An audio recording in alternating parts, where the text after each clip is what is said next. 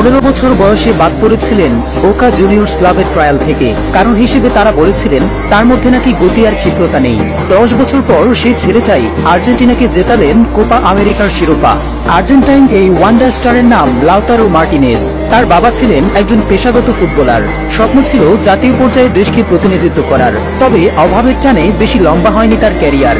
3 ভাইয়ের পরিবারে বাবার স্বপ্ন পূরণের ভার নিজের কাঁধে তুলে নিয়েছিলেন ছোট্ট লাউতারো। টাকার অভাবে কখনো বাস কখনো ট্রেনে চড়ে যেতেন প্র্যাকটিসে। 2012 সালে বোকা জুনিয়র্স ক্লাবের ট্রায়ালে রিজেক্ট হয়েও দমে যাননি তিনি। চেষ্টা চালিয়ে গেছেন লাগাতার, যার ফলস্বরূপ 2014 সালে আর্জেন্টিনার স্থানীয় ক্লাব রেসিং এর নজরে চলে আসেন এই তরুণ ফুটবলার। তারপর আর পেছনে ফিরে তাকাতে হয়নি।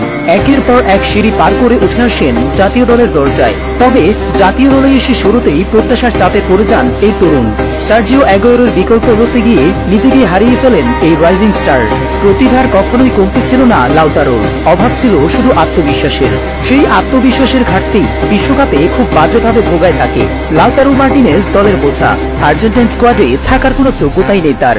কাতার বিশ্বকাপের পর থেকেই এমনই সব কটু কথা শুনতে হয় আকাশী নীল শিবিরে এই তারকাকে। হবে নাই বা কেন, বিশ্বকাপে লাউতারোর কাছে যেমনটা প্রত্যাশা করেছিল ভক্তরা, তার স্মৃতিভাগও দিতে পারেননি এই আর্জেন্টাইন ফরওয়ার্ড। উল্টো একের পর এক সুযোগ হাতছাড়া করে নিজের নামের পাশে জুড়ে নিয়েছিলেন গোল মিসের ট্যাগ। 6 ম্যাচে 242 মিনিট মাঠে থেকেও করতে পারেনি কোনো গোল, ছিল না কোনো অ্যাসিস্টও।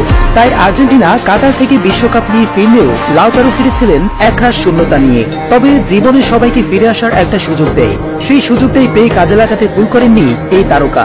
সদ্য সমাপ্ত কোপা আমেরিকায় নিজের প্রতিভার ঝলক দেখিয়ে বুঝিয়ে দিয়েছেন হারিয়ে যেতে নয়। আর্জেন্টাইন শিবিরে ধ্রুবতারা হতেই এসেছেন তিনি।